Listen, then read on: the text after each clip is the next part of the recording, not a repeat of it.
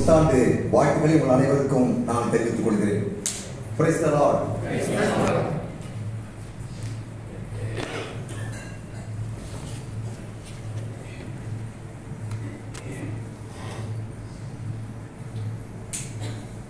இன்றைய செய்திக்காக ஒரு வேத பகுதியை நாம் வாசிப்போம். அது யோசுவாவின் புத்தகம் 3ஆம் அதிகாரம். யோசுவாவினுடைய புத்தகம் 3ஆம் அதிகாரம் முதல் 8 வசனங்களை நான் வாசிக்கிறேன். அதற்கு பிற்பாடு 13 17 வரை உள்ள வசனங்களை சகோதரர் மேபன் அவர்கள் வாசிப்பார்கள். யோசுவா 3ஆம் அதிகாரம். அதிகாலமே யோசுவா எழுந்திருந்த பின்பு அவனும் இஸ்ரவேல் புத்திரர் அனைவரும் சித்தீமில் இருந்து பிரயாணம் பண்ணி யோர்தான் மட்டும் வந்து அதை கடந்து போகும் முன்னே அங்கே தங்கினார்கள். 3 நாள் சென்ற பின்பு அதிபதிகள் பாளையம் எங்கும் போய் ஜனங்களை நோக்கி, நீங்கள் உங்கள் தேவனாகிய கர்த்தருடைய உடன்படிக்கை பெட்டியையும் அதை சுமக்கிற லேவியராகிய ஆசாரியர்களையும் கண்டவுடனே நீங்களும் உங்கள் இடத்தை விட்டு பிரயாணப்பட்டு அதற்கு பின் செல்லுங்கள். உங்களுக்கும் அதற்கும் இடையிலே 2000 முழ தூரமான இடம் இருக்க வேண்டும். நீங்கள் நடக்க வேண்டிய வழியை அறியும்படிக்கு அதற்கு சமீபமாய் வராதிருப்பீர்களாக. இதற்கு முன்னே நீங்கள் ஒருபோதும் இந்த வழியாய் நடந்து போகவில்லை என்று சொல்லி கட்டளையிட்டார்கள். யோசுவா ஜனங்களை நோக்கி, உங்களை பரிசுத்தம் பண்ணிக் கொள்ளுங்கள், நாளைக்கு கர்த்தர் உங்கள் நடுவிலே அற்புதங்களை செய்வார் என்றார். பின்பு யோசுவா ஆசாரியர்களை நோக்கி, நீங்கள் உடன்படிக்கை பெட்டியை எடுத்துக்கொண்டு ஜனங்களுக்கு முன்னே நடந்து போங்கள் என்றார். அப்படியே உடன்படிக்கை பெட்டியை எடுத்துக்கொண்டு ஜனங்களுக்கு முன்னே போனார்கள். கர்த்தர் யோசுவாவை நோக்கி, நான் மோசையோடு இருந்தது போல உன்னோடும் இருக்கிறேன் என்பதை இஸ்ரவேலர் எல்லாம் அறியும்படிக்கு இன்று அவர்கள் கண்களுக்கு முன்பாக உன்னை மேன்மைப்படுத்துவேன். உடன்படிக்கை பெட்டியை சுமக்கிற ஆசாரியரை பார்த்து, நீங்கள் யோர்தான் தண்ணீர் ஓரத்தில் சேரும்போது யோர்தானில் நில்லுங்கள் என்று நீ கட்டளையிடுவாயாக என்றார். 13 17 வரைக்கும் படிங்க மேபன். சம்பவிப்பது என்னவென்றால், சர்வபூமிக்கும் ஆண்டவராகிய கர்த்தரின் பெட்டியை சுமக்கிற ஆசாரியர்களின் உள்ளம் கால்கள் யோர்தானின் தண்ணீரிலே பட்ட மாத்திரத்தில் மேலேந்து ஓடுகிற யோர்தானின் தண்ணீர் ஓடாமல் ஒரு குவியலாக நிற்கும் என்றான். ஜனங்கள் யோர்தானை கடந்து போக தங்கள் கூடாரங்களில் இருந்து புறப்பட்டார்கள். ஆசாரியர்கள் உடன்படிக்கை பெட்டியை ஜனங்களுக்கு முன்னே சுமந்து கொண்டு போய் யோர்தான் மட்டும் வந்தார்கள். யோர்தான் அறுப்பு காலம் முழுவதும் கரை புரண்டு போகும். பெட்டியை சுமக்கிற ஆசாரியரின் கால்கள் தண்ணீர் ஓரத்தில் பட்டவுடனே மேலே இருந்து ஓடி வருகிற தண்ணீர் நின்று சாதானுக்கு அடுத்த ஆதாம்பூர் வரைக்கும் ஒரு குவியலாக குவிந்தது. உப்பு கடல் என்னும் சமனான வெளியின் கடலுக்கு ஓடி வருகிற தண்ணீர் பிரித்து ஓடினது. அப்பொழுது ஜனங்கள் எரியோவுக்கு எதிரே கடந்து போனார்கள். சகல ஜனங்களும் யோர்தானை கடந்து தீரும் அளவும் கர்த்தருடைய உடன்படிக்கை பெட்டியை சுமக்கிற ஆசாரியர்கள் யோர்தானின் நடுவிலே தண்ணீர் இல்லாத தரையில் காலூன்றி நிற்கும் போது இஸ்ரவேலர் எல்லாரும் தண்ணீரற்ற உலர்ந்த தரை வழியாய் கடந்து போனார்கள்.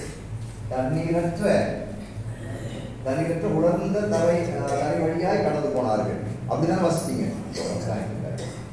தேங்க்யூ மேபன். தாவீதின் வேரும் சந்ததியும் விடிவெளி நட்சத்திரமுமாய் இருக்கிற கர்த்தராகிய இயேசு கிறிஸ்துவின் விளையர் பெற்ற நாமத்திலே இந்த புதிய ஆண்டின் காலை வேளையிலே என்னுடைய மனமார்ந்த வாழ்த்துக்களை உங்களுக்கு நான் தெரிவித்துக் கொள்கிறேன். இந்த செய்திக்கு தலைப்பு நான் என்ன கொடுத்திருக்கிறேன் சொன்னால், புதிய பாதை புதிய பயணம். புதிய பாதை புதிய பயணம்.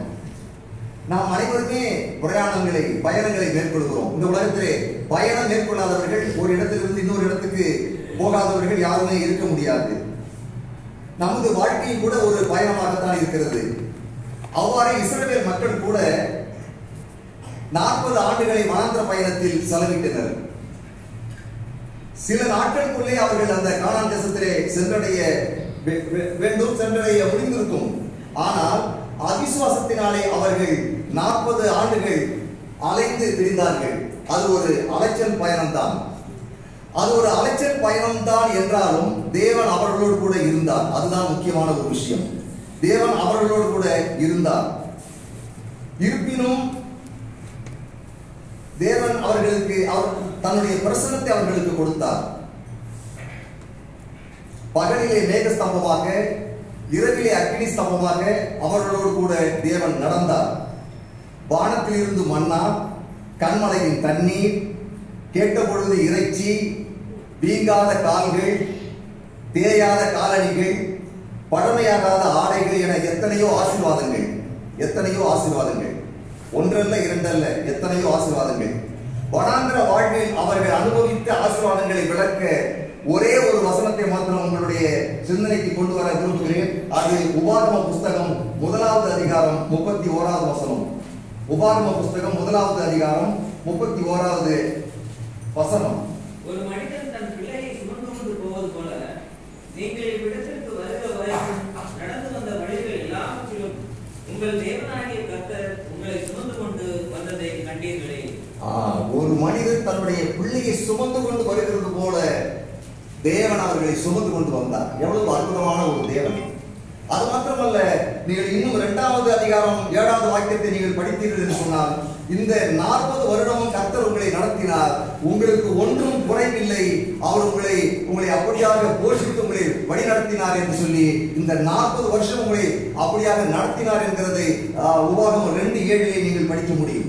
இப்படியாக இந்த ஜனங்கள் எகிப்திலிருந்து கிமு 1446 புறப்பட்ட மக்கள் காதேஸ் பர்னேயா வரைக்கும் வர்றதுக்கு 2 வருஷம் ஆச்சு. காதேஸ் பர்னேயா வரைக்கும் வர்றதுக்கு 2 வருஷம். காதேஸ் பர்னேயா முதல் சேரேத் ஆற்றை கடக்க மட்டுமாக 38 ஆண்டுகள், ஆக மொத்தம் 40 ஆண்டுகள் அலைச்சல் பயணம்தான். இந்த 40 ஆண்டுகளிலே 41 இடங்களிலே அவர்கள் கேம்ப் இருந்தார்கள். அதாவது கேம்ப் என்றால் அந்த இடங்களிலே தங்கினார்கள். 40 வருஷ பயணம், அதில் 41 இடங்களிலே அவர்கள் தங்கினார்கள். கடைசியாக மோவாபின் சமவெளியிலே இருந்த சித்தீம் என்ற இடத்திலே அவர்கள் தங்கினதை நீங்கள் படிக்க முடியும். 40வது வருஷம் முடிகிற சமயத்திலே மிரியாமும் ஆரோனும் மோசேயும் மரிக்கின்றனர். ஒரே குடும்பத்தில் உள்ளவர்கள் தான், சகோதர சகோதரிகள், ஒரே குடும்பத்தில் உள்ளவர்கள். மிரியாமும் ஆரோனும் மோசேயும் 40வது ஆண்டிலே மரிக்கின்றனர். 41வது ஆண்டிலே, அதாவது கிமு 1406 கானானில் காலடி வைக்கிறார்கள். 46 புறப்பட்டார்கள், 406 கானானில் காலடி எடுத்து வைக்கிறார்கள். நான் இப்பொழுது படித்த இந்த 3வது அதிகாரத்திலே நாம் படிக்கிற பொழுது அவர்கள் சித்தீமில் இருந்து புறப்பட்டு யோர்தானின் கரையிலே வந்து நின்று கொண்டிருக்கிறார்கள். நீங்க நன்றாக கவனிக்க வேணும். சித்தீமில் இருந்து அவர்கள் புறப்பட்டு யோர்தானின் கரையில் நின்று கொண்டிருக்கிறார்கள். புதிய சந்ததி இங்க இப்ப இருக்கக்கூடியதெல்லாம் யாருன்னு பாத்தீங்கன்னா ஒரு புதிய சந்ததி. பழைய மக்கள் எல்லாரும் மாண்டு போய்விட்டார்கள். யோசுவாவும் காலேஜை தவிர மற்ற எல்லாரும் அவருடைய குடும்பங்களை தவிர மற்ற எல்லாரும் மாண்டு போய்விட்டார்கள். இந்த 2 பேருடைய குடும்பங்கள் மாத்திரம் தான் இருக்கிறது. ஒரு புதிய சந்ததி இப்பொழுது இருக்கிறது. ஆனா அதுவே லட்சக்கணக்கான மக்கள் தான். புதிய தலைவன் மோசேக்கு பிற்பாடு இப்பொழுது யோசுவா புதிய தலைவனாக இருக்கிறான். அவர்களுக்கு இப்பொழுது ஒரு புதிய இலக்கு இருக்கிறது, ஒரு புதிய உத்வேகம் இருக்கிறது என்ற நிலையிலே யோர்தானை கரையிலே அவர்கள் நின்று கொண்டிருக்கிறார்கள். எதற்காக நிற்கிறார்கள்? அதை கடந்து சென்று அவர்கள் அந்த கானான் நாட்டை கையகப்படுத்த வேண்டும், அதற்காக நிற்கிறார்கள். எப்பொழுது நிற்கிறார்கள் என்று பார்த்தால் கிமு 1406 ஆண்டு ஆபிப் மாதம் 6ஆம் தேதியிலே அவர்கள் அந்த கரையிலே நிற்கிறார்கள். கிமு 1406 ஆண்டு ஆபிப் மாதம் என்கிறது இஸ்ரவேலுடைய முதல் மாதம். அதை நிசான் என்று கூட சொல்வார்கள். அந்த மாதத்தினுடைய 6ஆம் தேதியிலே யோர்தானின் கரையிலே அவர்கள் இருக்கிறார்கள். யோர்தான் எப்படி இருக்கிறது? அறுப்பு காலம் முழுவதும் கரை புரண்டு ஓடக்கூடிய ஒரு யோர்தான் தான். ஆற்றை கடக்கும்படியாக அவர்கள் இருக்கிறார்கள். அது எப்படி சாத்தியமாகும்? கரை புரண்டு ஓடுகிறது யோர்தான், எப்படி அது சாத்தியமாகும்? ஆனால் இதே இஸ்ரவேலர்கள் சில காலங்களுக்கு முன்னதாக அவர்கள் எப்படி கடந்து வந்தார்கள்? மோசே தன்னுடைய கோலை நீட்டினார், செங்கடல் 2ஆக பிளந்தது, செவ்வறு மாதிரி நின்றது. அவர்கள் வெட்டாந்தரைகளை நடக்கிறது மாதிரி நடந்தார்கள். ஆனால் இப்பொழுது அப்படி நடக்கவில்லை. அவர்கள் யோர்தான் கரை புரண்டு ஓடுகிறது. அவர்கள் விசுவாசத்தினாலே தான் அதை கடந்து போக வேண்டியவர்களாக அங்கே நிற்கிறார்கள். எப்படி அது சாத்தியமாகும்? அது விசுவாசத்தினாலே தான் அது சாத்தியமாகும். பொதுவாக என்ன சொல்வார்கள் சொன்னால், எகிப்தினுடைய வாழ்க்கை பாவ அடிமைத்தனத்திற்கு குறியீடாக இருக்கிறது என்று சொல்வார்கள். எகிப்தினுடைய வாழ்க்கை, பாலைவன பயணம் கிறிஸ்தவ வாழ்க்கையினுடைய ஆரம்பத்திற்கு குறியீடாக இருக்கிறதாக சொல்வார்கள். கானானுடைய வாழ்க்கை கிறிஸ்தவ வெற்றி வாழ்க்கையினுடைய இலக்காக இருக்கிறது என்று சொல்வார்கள். ஆனால் இதுதான் உண்மையான ஒரு விளக்கம். ஆனால் இதற்கு மாறாக என்ன சொல்வார்கள் சொன்னால், யோர்தானை கடந்து போகுதல் மரணத்தை தாண்டி செல்கிறது, மரணத்தின் அனுபவம் என்று விளக்கம் கொடுக்கக்கூடியவர்கள் இருக்கிறார்கள். அது மாத்திரமல்ல, கானானை சென்று அடைகிறது, பரலோகத்தை சென்று அடைகிறது என்று சொல்லக்கூடியவர்கள் இருக்கிறார்கள். அது அவ்வளவு சரியான விளக்கம் கிடையாது. அது தவறான ஒரு காரியம், தவறான உபதேசம், சரியான கருத்து அல்ல. ஆக கானானுடைய வாழ்வு கிறிஸ்தவ வெற்றி வாழ்க்கையுடைய அடையாளமாக இருக்கிறது. பாலைவன பயணம் கிறிஸ்தவ வாழ்க்கையுடைய ஆரம்ப நிலையாக இருக்கிறது என்பதை நீங்கள் புரிந்து கொள்ள வேண்டும். ஆகவே கானானுடைய வாழ்க்கை என்று சொல்வது வெற்றிகரமான கிறிஸ்தவ வாழ்க்கை வாழக்கூடிய ஒரு அனுபவம். இப்பொழுது யோர்தானை கடந்து அவர்கள் செல்ல வேண்டியவர்களாக இருக்கிறார்கள். நாம் வாசித்த அந்த யோசுவாவுடைய புத்தகம் 3ஆம் அதிகாரத்துக்கு நாம் உடனடியாக நாம் வந்து விடுவோம். அங்கே நாம் என்ன படிக்கிறோம்? 3ஆம் அதிகாரம் 3வது வசனத்திலே ஜனங்களை நோக்கி, யாரு? அந்த அதிபதிகள் 3 நாள் சென்ற பின்பு அதிபதிகள் பாளையம் இறங்கி 6ஆம் தேதியிலே நிற்கிறார்கள். 3 நாள் சென்ற பின்பு என்று சொன்னால் 9ஆம் தேதி. 3 நாள் சென்ற பின்பு அதிபதி 9ஆம் தேதிங்கிறது ஆபிப் மாதம். இந்த வருஷத்தினுடைய முதல் மாசம் தான் ஆபிப் மாசம் அல்லது நிசான் மாதம். அந்த 3 நாள் சென்ற பின்பு 9ஆம் தேதி அதிபதிகள் பாளையம் எங்கும் போய் ஜனங்களை நோக்கி, நீங்கள் உங்கள் தேவனாகிய கர்த்தருடைய உடன்படிக்கை பெட்டியையும் அதை சுமக்கிற லேவியராகிய ஆசாரியர்களையும் கண்டவுடனே நீங்களும் உங்கள் இடத்தை விட்டு பிரயாணப்பட்டு அதற்கு பின் செல்லுங்கள். உடன்படிக்கை பெட்டி முன்னே செல்ல வேண்டும், அதற்கு பின்னே இவர்கள் செல்ல வேண்டும். பொதுவான உடன்படிக்கை பெட்டியை கோராத்தியர்கள் தான் சுமக்க வேண்டும். அதுதான் தேவன் கொடுத்த ஒரு நியமம், அதுதான் முறைமை. அதை நீங்கள் பழைய ஏற்பாட்டு புத்தகங்களில் நீங்கள் அதை படிக்க முடியும். ஆனால் இங்கே ஒரு விசேஷித்த தன்மையாக யோசுவா லேவி கோத்திரத்தில் வரக்கூடிய ஆசாரியர்கள் சுமக்கும்படியாக கட்டளை கொடுக்கிறார். உடன்படிக்கை பெட்டி அங்கே முன்னே போகிறது, அதை பார்த்து மக்கள் போக வேண்டும் என்கிற கட்டளை இருக்கிறது. இப்பொழுது இது எதை காட்டுகிறது என்று சொன்னால், நம்முடைய ஆன்மீக வாழ்க்கையிலே நாம் கர்த்தரை முன்னாக வைத்து நாம் வாழ வேண்டியவர்களாக நாம் இருக்கிறோம். புதிய ஆண்டிலே பிரவேசித்திருக்கிற நமக்கு இது ஒரு முக்கியமான பாடத்தை எடுத்து காட்டக்கூடிய ஒன்றாக இருக்கிறது. நம்முடைய வாழ்க்கையிலே சிறிய காரியமானாலும் பெரிய காரியமானாலும் சின்னதானாலும் பெரிதானாலும் எப்படிப்பட்ட காரியமாக இருந்தாலும் கிறிஸ்துவை முன்னிறுத்தி கர்த்தரை முன்னிறுத்தி நாம் வாழ வேண்டியவர்களாக நாம் இருக்கிறோம். சங்கீதக்காரனாகிய தாவீது சொல்லுவான், தன்னுடைய அனுபவத்தில் சொல்லுவான், கர்த்தரை நான் எனக்கு முன்பாக எப்பொழுது நான் வைத்திருக்கிறேன், அதனால் நான் அசைக்கப்படுவதில்லை என்று அவன் சொல்லுவான். அதுபோல நம்ம சொல்ல முடியுமா? நம்முடைய வாழ்க்கையிலே எப்பொழுதும் நம்மை கிறிஸ்துவை முன்னாக நிறுத்தி நாம் சொல்ல வேண்டும், கிறிஸ்துவை முன்னிறுத்தி நாம் வாழ வேண்டும். எனக்கு சுவிசேஷம் சொன்ன ஆசிரியர், எனக்கு படிப்பு உதவி செய்த ஜான் வாத்தியார் என்று சொல்லக்கூடிய உரையாடல் இருக்கக்கூடிய ஆசிரியர், ஒரு வெளியில போஸ்ட் ஆபீஸுக்கு போறதா இருந்தா கூட ஒரு ஜெபம் செய்து தான் போவார். அதே மாதிரி போயிட்டு வீட்டுக்கு வந்த உடனே நாங்க சுபத்திரமா போயிட்டு வந்த ஆண்டவரே ஸ்தோத்திரம்னு சொல்லுவார். அது அந்த பழக்கம் எனக்கு உண்டு. ஆனா போகும்போது பண்ணுவேன், வீட்டுக்கு வந்த உடனே நன்றி செலுத்த மறந்துடுவேன். நான் சில சமயங்களில் பண்ணுவேன், சில சமயங்களில் நான் தவறி விடுவேன். அந்த அவர் செய்த அந்த பழக்கம் எனக்கு இருக்கிறதுனாலே நாங்கள் வீட்டை விட்டு செல்லுகிறதுக்கு முன்னே எங்க போகிறோமோ அங்க அந்த சொல்லி கர்த்தரிடத்தில் ஜெபம் செய்து தான் போக வேண்டும். ஆக அது ஒரு பழக்கமாக நான் வைத்திருக்கிறபடினா அதை உங்களுக்கு நான் அதை தெரியப்படுத்துகிறேன். அது அந்த ஆசிரியரிடத்திலிருந்து 84 வயசு அவரிடத்திலிருந்து நான் கற்றுக்கொண்ட ஒரு பாடம். ஆகவே நீங்களும் கூட உங்களுடைய வாழ்க்கையிலே புதிய ஆண்டிலே நீங்கள் அதை வைத்துக்கொள்ள ரெசல்யூஷன் எடுக்கிறதுலாம் அப்புறம் அது வேற விஷயம். ரெசல்யூஷன்லாம் எடுத்து அதை ஒழுங்கா கடைபிடிச்சவங்க யாருமே உலகத்துல கிடையாது. அதெல்லாம் ஒரு வாரம் 10 நாளைக்கு இருக்கும், அவ்வளவுதான். வாக்கிங் போறேன், பைபிள் படிக்க போறேன், ஒரு நாளைக்கு 3 அதிகாரம் படிக்க போறேன், 5 அதிகாரம் படிக்க போறேன், ரெசல்யூஷன்லாம் இருக்கும். அதெல்லாம் ஒண்ணு நிறைவேற்ற முடியாது. நீங்க கர்த்தரிடத்துல உங்களை ஒப்பு கொடுங்க, கர்த்தாவே நீர் விரும்புகிற மாதிரி என்னை நடத்தும் சொல்லி கர்த்தரை முன்னிறுத்தி நீங்கள் வாழுங்கள், உங்களுடைய வாழ்க்கை ஆசீர்வாதமாக அமையும். ஆகவே நம்முடைய வாழ்க்கையிலே நாம் கர்த்தரை முன்னிறுத்தி நாம் வாழ வேண்டியவர்களாக இருக்கிறோம்.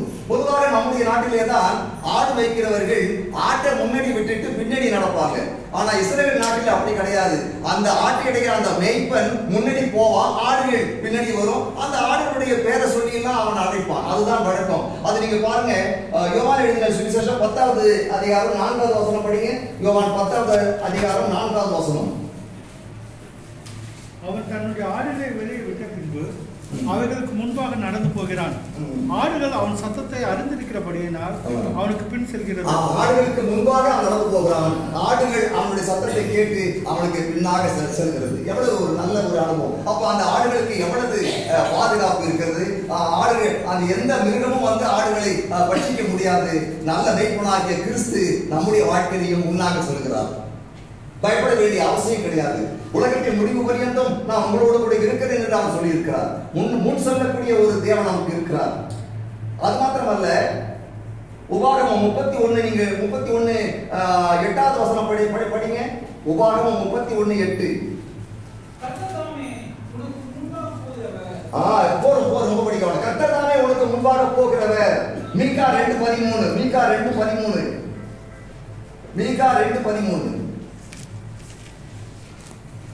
தடைகளை நீக்கி போடுகிறவர் அவர்களுக்கு முன்னே நடந்து போகிறார். படிங்க.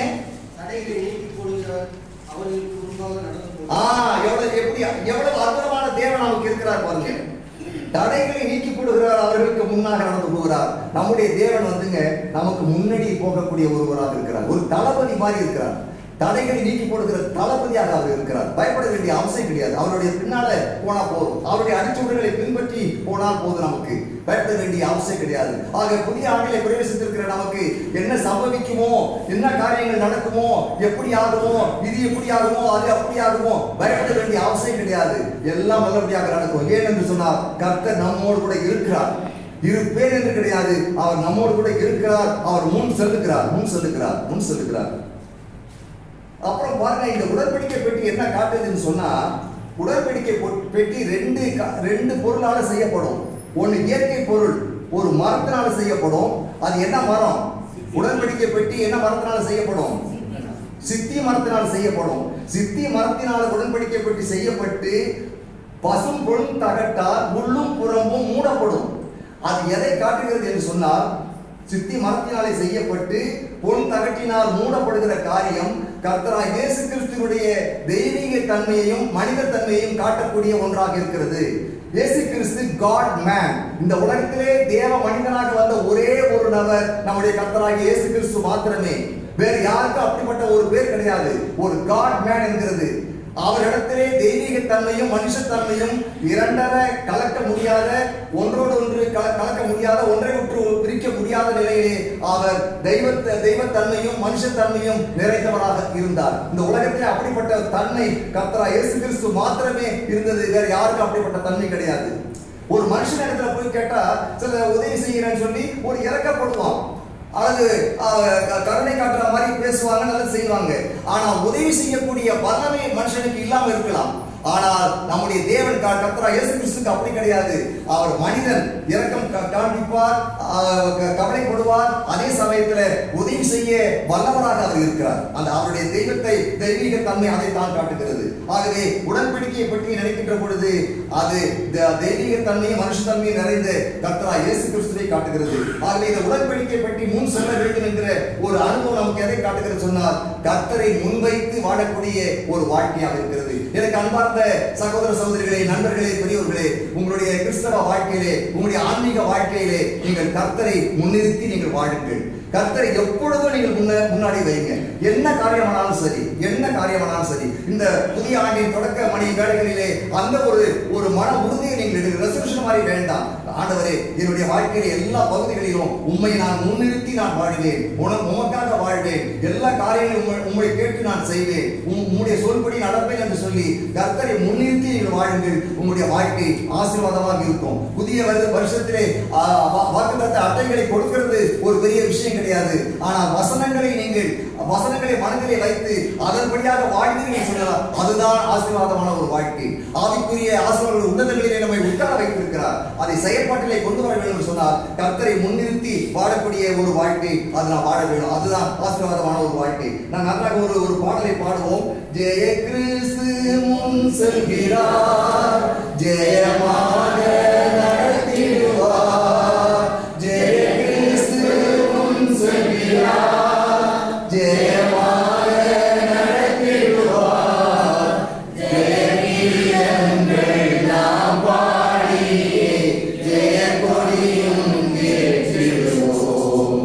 ஜெய அல்லேலூயா அவர் நாமத்திற்கே, ஜெய அல்லேலூயா அவர் நாமத்திற்கே. நீங்கள் கவலைப்பட வேண்டிய அவசியம் இல்லை. ஜெய கிறிஸ்து, வெற்றி பெற்ற கிறிஸ்து நமக்கு முன்னே செல்கிறார், ஜெயமாக நடத்திடுவார். ஜெயம் கொடுக்கிற தேவன் நமக்கு இருக்கிறார். நம்முடைய தேவன் தோல்வி அடைந்த ஒரு தேவன் கிடையாது, ஜெயம் கொடுக்கக்கூடிய ஒரு தேவன். இந்த ஆண்டின் தொடக்க வேளையிலே, தொடக்க மணி நிமிஷங்களிலே நான் உங்களுக்கு சொல்லக்கூடிய ஒரு வார்த்தை, தேவன் உங்களுக்கு உங்களுடைய வாழ்க்கையுடைய எல்லா காரியங்களிலும் ஜெயம் கொடுக்கக்கூடிய ஒரு தேவன் இருக்கிறார். அவர் முன்னே செல்கிறார். நீங்கள் கவலைப்பட வேண்டிய அவசியம் கிடையாது.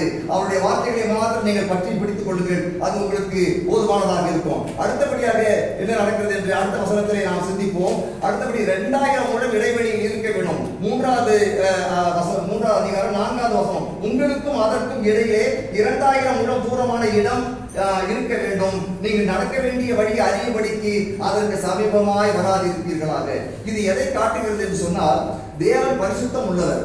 தேவன் பரிசுத்தம் உள்ளவராக இருக்கிறபடினாலே பரிசுத்த தேவனிடத்திலே மனிதர்கள் யாரும் கிட்டி சேர முடியாது. நீங்கள் மோசேயுடைய வாழ்க்கையை நீங்கள் பார்ப்பீர்கள் என்று சொன்னால், அவன் ஒரு முள்செடி, அவன் ஆடுகளை வைத்துக் கொண்டிருக்கிற பொழுது ஒரு முள்செடி அப்படியே எரிகிறதை அவன் பார்க்கிறான். ஆனால் எரிகிறது, ஆனால் அது வெந்து போகாமல் இருக்கிறது பார்த்து அவன் ஆச்சரியப்படுகிறான். உடனே கிட்டே போய் அதை பார்க்கும்படியாக போகிற பொழுது தேவன் சொல்லுவார், கிட்டே வராதே, இது பரிசுத்த இடம், உன் காலில் இருக்கிற பாதரட்சியை எடுத்து போடு என்று மோசே அவர் சொல்லுகிறதை நீங்கள் படித்திருப்பீர்கள். அது போலவே யோசுவாவின் இடத்திலையும் கர்த்தர் சொல்லுகிறதை நீங்கள் படிக்க முடியும். ஆக தேவன் பரிசுத்தம் உள்ளவராக இருக்கிறபடினாலே அவரிடத்திலே சாதாரணமாக சேர முடியாது என்பதற்காக அவர் 2000 முழம் இடைவெளி விட்டு இருக்க வேண்டும் என்று அவர் சொல்லுகிறார். சீனாய் மலையினுடைய அனுபவத்திலே அதுதான் பார்க்கிறோம். மோசே கட்டளைகளை பெறுவதற்காக சீனாய் மலையினுடைய உச்சியிலே போகிற பொழுது 40 நாட்கள் அவன் அங்கு மேலே இருந்தான். மலை அடிவாரத்திலே யாரும் மிருகமோ மனிதர்களோ வரக்கூடாது என்கிற கட்டளை கர்த்தர் கொடுத்தார். அதன்படியாக அவன் எதையெல்லாம் குறித்து விட்டு தான் மோசே மேலே ஏறுகிறான். கர்த்தர் சொல்லுகிறார், மோசே நீ சீக்கிரமா திரும்பி கீழே போய் மனிதர்களுக்கு கட்டளை கொடுத்து திரும்பி வா, அவர்கள் எதையும் தொடக்கூடாது. அப்படி யாராவது மலையின் அருகே வந்தால் அம்பு எய்துண்டு அவர்கள் சாக வேண்டும் என்கிற கட்டளையை கொடுக்கிறார். அப்படி சொல்லிட்டு தான் வந்திருக்கிறான் மோசே சொல்லுவார். இல்ல திரும்பி போய் சொல்லிட்டு வான்னு சொல்லுவார். ஆக எந்த அளவுக்கு கர்த்தர் இருக்கக்கூடிய இடத்திலே நெருங்கி வரக்கூடாது என்பதற்கு அவர் முக்கியத்துவம் கொடுக்கிறார் என்பதை நீங்கள் புரிந்து கொள்ள வேண்டும். அது மாத்திரமல்ல, இந்த இடைவெளி எதை காட்டுகிறது சொன்னால், நடந்து போறது, யோர்தானை கடந்து போகிறது ஏதோ 100 பேரோ 200 பேரோ 1000 பேரோ கிடையாது. லட்சக்கணக்கான மக்கள் 2000 முழம் தூரம் இருந்தாதான் அதை பார்த்துட்டு நடக்க முடியும். அந்த பெட்டியை பார்த்துக்கிட்டு ஜனங்கள் நடக்க முடியும். சும்மா நெருங்கி வந்துட்டாக்க முன்னாடி இருக்கிறவங்க மறைச்சிடுவாங்க, அந்த பெட்டி தெரியாமல் கூட போயிடலாம். அந்த இடைவெளி இருக்கிற பொழுது அந்த பெட்டி பின்னாடி இருக்கிறவங்களுக்கெல்லாம் நன்றாக தெரியும். அந்த ஒரு நோக்கத்துக்காகத்தான் 2000 முழம் இடைவெளி இருக்க வேண்டும் என்று அவர் சொல்லுகிறதை நீங்கள் படிக்க முடியும். எனக்கு அன்பார்ந்தவர்களே, அது போல நம்முடைய வாழ்க்கையில கூட இடைவெளி இருந்தாலும் நம்முடைய பார்வையெல்லாம் எப்படி இருக்க வேண்டும்? கிறிஸ்துவை நோக்கியதாக இருக்க வேண்டும். அந்த இடைவெளியிலே யாரும் வரக்கூடாது. மனைவியோ கர்த்தருக்கும் நமக்கு இருக்கக்கூடிய அந்த இடைவெளியிலே மனைவியோ புருஷனோ பிள்ளைகளோ யாரும் வரக்கூடாது. எதுவும் வரக்கூடாது. கர்த்தருக்கும் நமக்கும் ஒரு இடைவெளி இருக்க வேண்டும். அந்த இடைவெளியிலே நம்முடைய கண்கள் அவர் மீது பதித்ததாக இருக்க வேண்டும். அதைத்தான் அது காட்டுகிறது. ஆகவே நம்முடைய வாழ்க்கையிலே அந்த 2000 முழம் இடைவெளியில் நெருங்கி போகக்கூடாது என்றால் ஒரு மனிதனும் தேவனை கண்டு உயிரோடு இருக்க முடியாது. அந்த நிலையை அது சொல்லப்பட்டிருக்கிறது. கர்த்தருக்கு நமக்கும் ஒரு க்ளோஸ் இன்டிமசி இருக்க வேண்டும். நம்முடைய கண்கள் எப்பொழுதும் கிறிஸ்துவை பார்த்ததாக இருக்க வேண்டும். மூன்றாவது ஒரு குறிப்பு, 2 குறிப்பு சொல்லியிருக்க. மூன்றாவது குறிப்பு அந்த 3வது வசனத்திலேயே பிற்பகுதியிலே இருக்கிறது. 4வது வசனம், உங்களுக்கும் அதற்கும் இடையே 2000 முழம் தூரமான இருக்க வேண்டும். நீங்கள் நடக்க வேண்டிய வழி அறியும்படிக்கு அதற்கு சமீபம் வராதிருப்பீர்களாக. இதற்கு முன்னே நீங்கள் ஒருபோதும் இந்த வழியாய் நடந்து போகவில்லை என்று சொல்லி கட்டளையிட்டார்கள். இதற்கு முன்னே இந்த வழியாய் நீங்கள் ஒருபோதும் கடந்து போகவில்லை. இந்த செய்தியினுடைய முக்கியமான ஒரு சாராம்சம் இந்த பகுதியிலே, இந்த வசனத்திலே தான் இருக்கிறது. எனக்கு அன்பார்ந்தவர்களே, இந்த வழியாய் நீங்கள் இதுவரைக்கும் கடந்து போகவில்லை. நாம் இது கடந்து வந்த பாதையெல்லாம் நினைத்து பார்க்கிறோம். 2022, 23, 24 என்று சொல்லி நாம் வந்திருக்கிறோம். ஆனால் இப்பொழுது 25வது வருஷத்தினுடைய தொடக்க மணி நேரத்திலே நாம் இருந்து கொண்டிருக்கிறோம். இதற்கு முன்னே நாம் வந்திருக்கிறோமா? இந்த இடத்துக்கு வந்தது கிடையாது. இப்பொழுதுதான் நாம் வந்திருக்கிறோம். அது போலவே இந்த ஜனங்களும் இந்த இடத்திலே இதற்கு முன்னே நீங்கள் ஒருபோதும் இந்த வழியாய் நடந்து போகவில்லை என்று சொல்லி கட்டளையிட்டார்கள். புதிய வழியிலே நாம் இப்பொழுது வந்திருக்கிறோம். இப்பொழுது புதிய ஆண்டினுடைய தொடக்கத்திலே நாம் வந்திருக்கிறோம். புதிய ஆண்டு, புதிய வழி, புதிய மார்க்கம், புதிய நம்பிக்கை, புதிய சிருஷ்டி, இப்படி எல்லாம் கிறிஸ்தவ வாழ்க்கை என்பது புதிதான ஒன்றாக இருக்கிறது. ஒருவன் கிறிஸ்துவுக்குள் இருந்தால் அவன் புதிய சிருஷ்டியாக இருக்கிறான். பழையவைகள் எல்லாம் ஒழிந்து போயின என்று வேதாகமம் சொல்லுகிறது. எனக்கு அன்பார்ந்த நண்பர்களே, பெரியவர்களே, சகோதர சகோதரிகளே, நாம் கிறிஸ்துவுக்குள்ளானவர்களாக நாம் இருக்க வேண்டும். புதிய சிந்தனை நமக்கு இருக்க வேண்டும். புதிய தரிசனம் இருக்க வேண்டும். புதிய கிருபை நமக்கு அப்பொழுதுதான் கிடைக்கும். இந்த 161வது பாடலை நாம் தான் பாடுறோம். புதிய கிருபை, புதிய எண்ணெய், புதிய தரிசனம், இப்படி அநேக புதிய என்று நாம் படிக்க முடியும். ஆக நம்முடைய ஆன்மீக வாழ்க்கையிலே கர்த்தரை முன்னிறுத்தி நாம் வாழ்கின்ற பொழுது நமக்கு எல்லாம் புதிதாக அவர் மாற்றி தருகிறார்.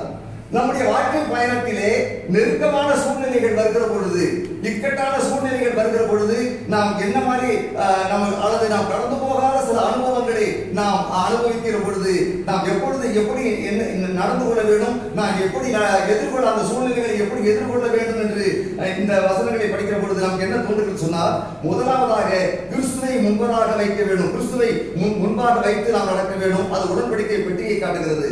அடுத்தபடியாக அந்த இடத்தை விட்டு புறப்பட்டு அந்த உடன்படிக்கை பெட்டியை பின்தொடர வேண்டும் என்று நாம் படிக்கிறோம். அதுபோல பழைய இடத்தை விட்டு நாம் புறப்பட்டு நாம் அந்த உடன்படிக்கை பெட்டியை ஃபாலோ பண்ணி பின்தொடர்ந்து செல்ல வேண்டும். அது பழைய இடத்தை விட்டு புறப்பட வேண்டும். புதிய இடத்தை நோக்கி நாம் செல்ல வேண்டும். அது எதை காட்டுகிறது? பவுலடியார் கூட சொல்கிறார், பின்னானவைகளை மறந்து முன்னானவைகளை நாடி தேவன் அடைத்த பரமழைப்பின் பந்தய பொருளுக்காக இலக்கை நோக்கி தொடர்கிறேன் என்று அவர் சொல்லுவார் அல்லவா?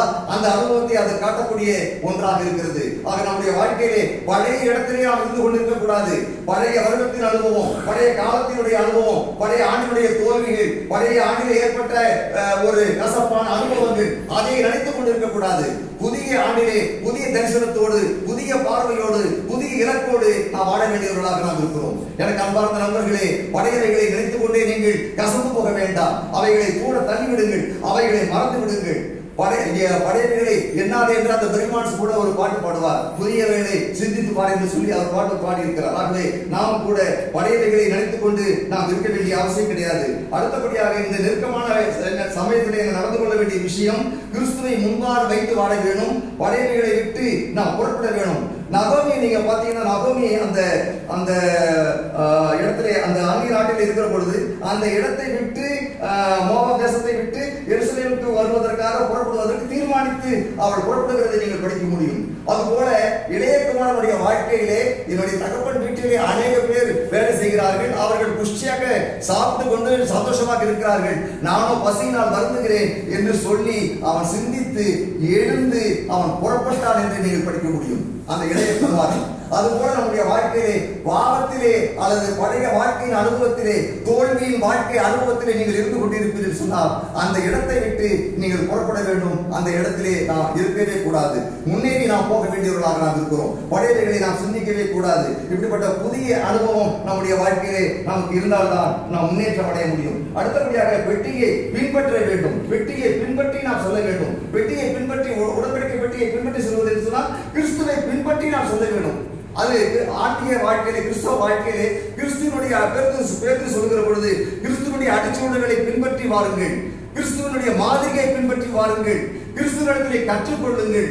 நான் மனசாந்தமாக இருக்கிறேன், தாழ்மையாக இருக்கிறேன், என்னிடத்திலே கற்றுக்கொள்ளுங்கள் என்று இயேசு கிறிஸ்து சொல்லுகிறார். அவரிடத்திலே நாம் கற்றுக்கொள்ள வேண்டும். இயேசு கிறிஸ்துவிடத்திலே நாம் கற்றுக்கொள்ள வேண்டும், பாடங்களை கற்றுக்கொள்ள வேண்டும். நாம் தேவனுடைய பள்ளிக்கூடத்திலே நாம் இருக்கிறோம். நாம் அனைவருமே கற்றுக்கொள்ளக்கூடிய மாணாக்கர்களாக நாம் இருக்கிறோம். இதிலே பெரியவர்கள் முதியவர்கள் என்கிற வேறுபாடு கிடையாது. பிள்ளைகள் முதல் பெரியவர்கள் வரை நாம் அனைவருமே தேவனுடைய பள்ளிக்கூடத்திலே நாம் இருந்து கொண்டிருக்கிறோம். அவரிடத்திலே நம்முடைய ஆசான் கிறிஸ்து, பரிசுத்த ஆவியானவர் இடைப்பட்டு போதிக்கக்கூடியவராக இருக்கிறார். ஆகவே அந்த தேவனுடைய பள்ளிக்கூடத்திலே நாம் கிறிஸ்துவை கற்றுக்கொள்ள வேண்டியவர்களாக இருக்கிறோம். பவுல் எழுதுகிற பொழுது நாம் கிறிஸ்துவை இவ்விதமாக கற்றுக்கொள்ளவில்லை என்று சொல்கிறார். ஆகவே இந்த புதிய ஆண்டிலே, புதிய விதத்திலே நீங்கள் கிறிஸ்துவை கற்றுக்கொள்ள வேண்டும். அது எப்படி சாத்தியமாகும்? கிறிஸ்துவோடு கூட நெருங்கி பழகினாதான் சாத்தியமாகும். ஒரு நண்பனிடத்திலே நீங்கள் நெருக்கமாக பழகுகிறீர்கள் என்று சொன்னால் அந்த நண்பனுடைய நல்லது கெட்டது, அவனுடைய குண சுபாவங்கள் எல்லாம் உங்களுக்கு நன்றாக தெரிய வரும்.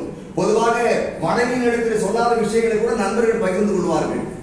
நண்பர்கள், அதுதான் நான் இயேசுநாதர் கூட அதான் சொல்றார், நான் உங்களை நண்பர்கள் என்று சொன்னேன், நண்பர்கள் என்று அழைத்தேன் என்று சொன்னால் பிதா சொன்ன எல்லாவற்றையும் நான் உங்களுக்கு வெளிப்படுத்தேன், ஒன்றை மறைத்து வைக்கவே கிடையாது. அதனாலே உங்களை நண்பர்கள் என்று சொன்னேன் என்று அவர் சொல்கிறார். ஆக ஒரு விஷயத்தை நன்றாக நாம் புரிந்து கொள்வதற்காக நாம் நெருக்கமாக நாம் பழக வேண்டியவர்களாக நாம் இருக்கிறோம். அது மாத்திரமல்ல, அந்த தூரமான இடைவெளி எதை காட்டுகிறது சொன்னால் ஒழுங்கை காட்டுகிறது.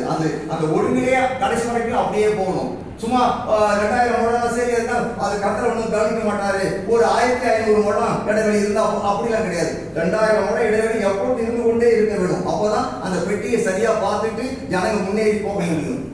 வனாந்தரத்தை அந்த யோர்தானை கடந்து அந்த கில்காலை அடைய முடியும்.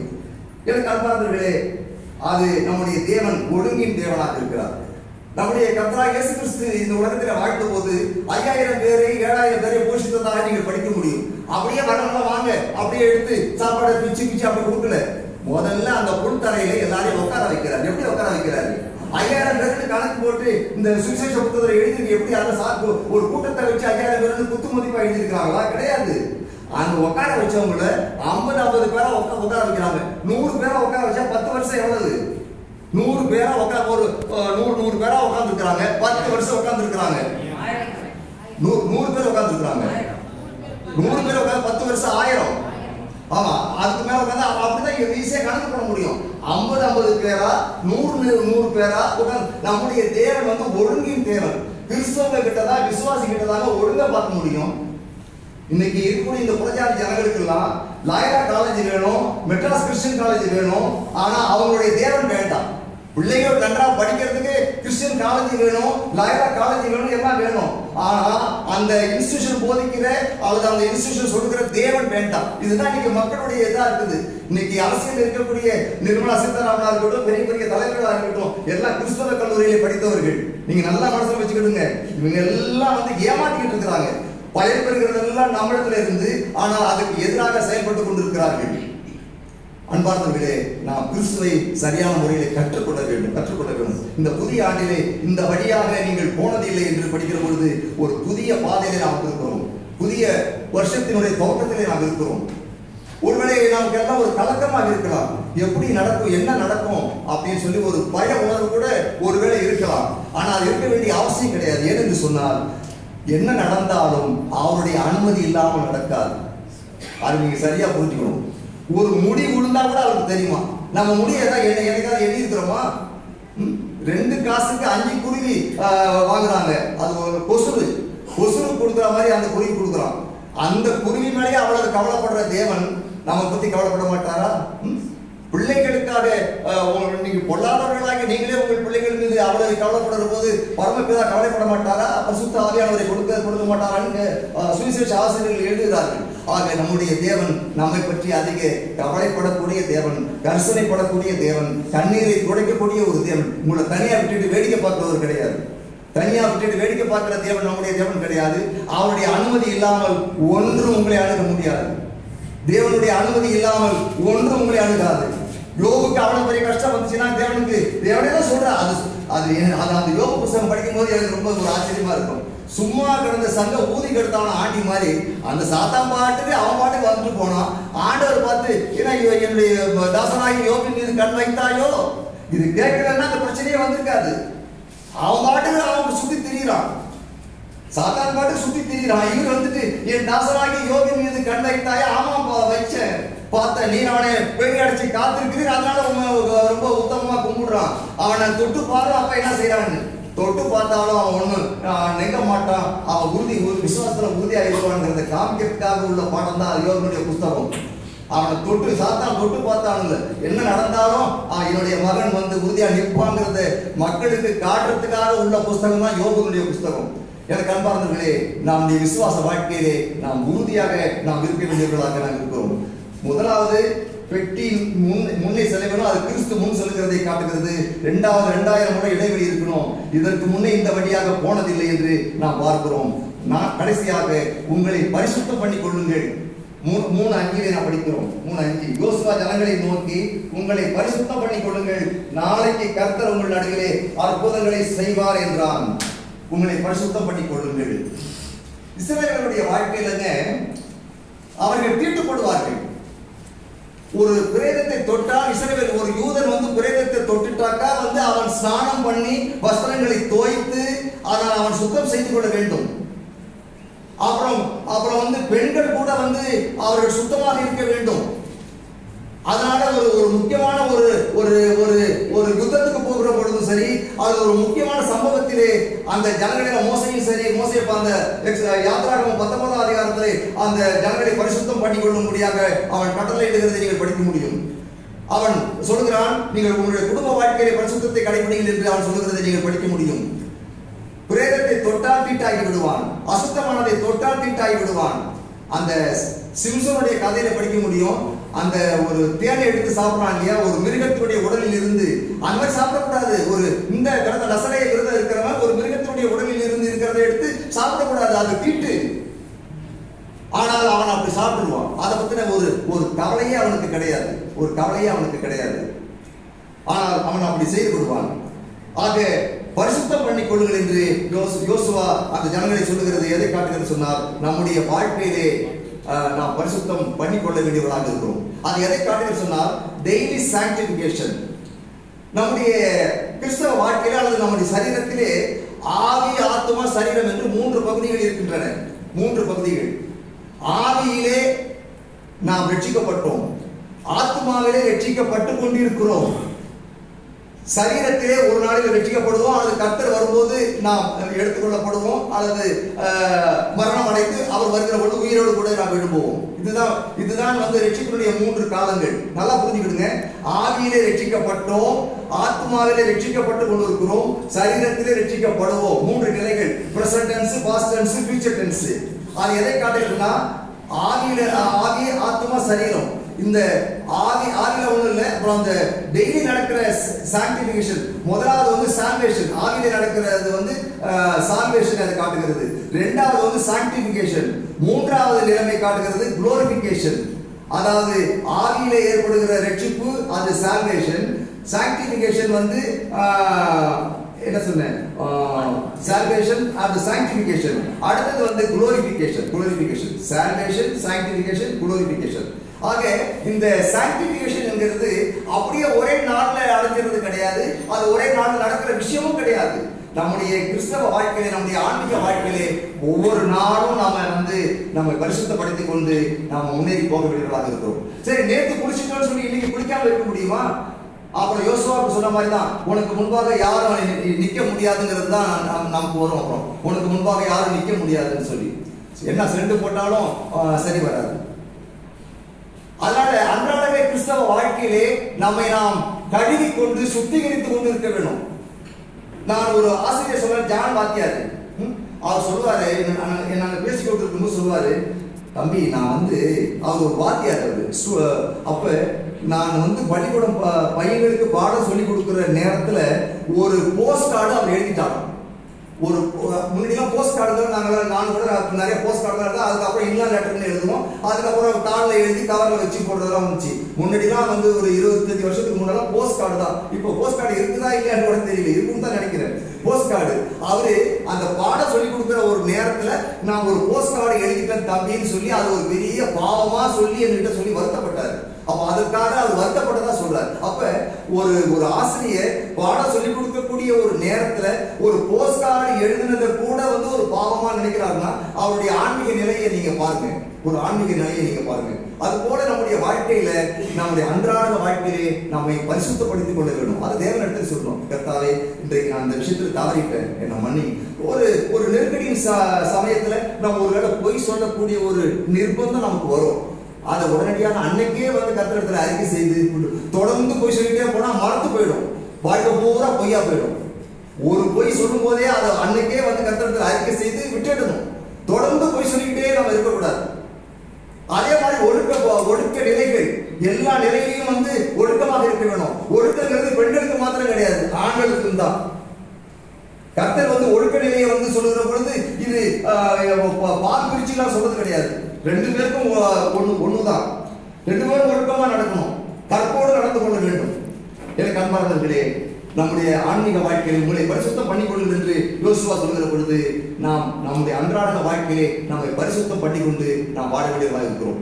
பரிசுத்தம் இல்லாமல் ஒருவனும் தேவனை தரிசிக்க முடியாது என்று நாம் படிக்கிறோம். அது மாத்திரமல்ல, பரிசுத்தமாக வேண்டும் என்பதே தேவனுடைய சித்தமாக இருக்கிறது. 1 தெசலோனிக்கேயர் 4:3 படிங்க. நீங்கள் பரிசுத்தமாக இருக்க வேண்டும் என்பதே தேவனுடைய சித்தமாக. 1 தெசலோனிக்கேயர் 4:3.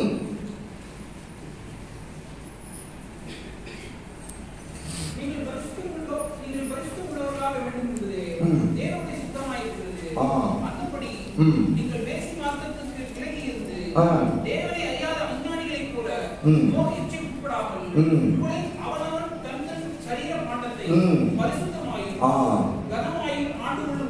தன்னுடைய சரீர பாண்டத்தை கனமாக பரிசுத்தமாக காத்துக்கொள்ள வேண்டும். 2 கொரிந்தியர் 7:1 படிங்க. நிறைய வசனம் இருக்கு, ஒரு சில வசனங்களை மாத்திரம் சொல்றேன், ஏன்னா நேரம் இல்லாதனால. இப்படிப்பட்ட வாக்குத்தத்தங்கள் நமக்கு உண்டாயிருக்கு அப்படின்னா மாம்சத்திலும் ஆவியிலும் உண்டான எல்லா அசுத்தமும் நீங்க நம்மை சுத்திகரித்துக் கொண்டு பரிசுத்தமாகுதலை தேவ பயத்தோட பூரணப்படுத்த கடவோம். Thank you brother. பரிசுத்தமாகுதலை தெய்வ பயத்தோட பூரணப்படுத்த கடவோம். பவுலடியார் எவ்வளவு அழகாக எழுதுகிறார். பரிசுத்தமாகுதலை தெய்வ பயத்தோட பூரணப்படுத்த கடவோம். இந்த சயின்டிபிகேஷன்ங்கிறதுங்க வந்து அன்றாட கிறிஸ்தவ வாழ்க்கையில் நடக்கக்கூடிய ஒரு அனுபவம். நீங்க மறந்துடாதீங்க.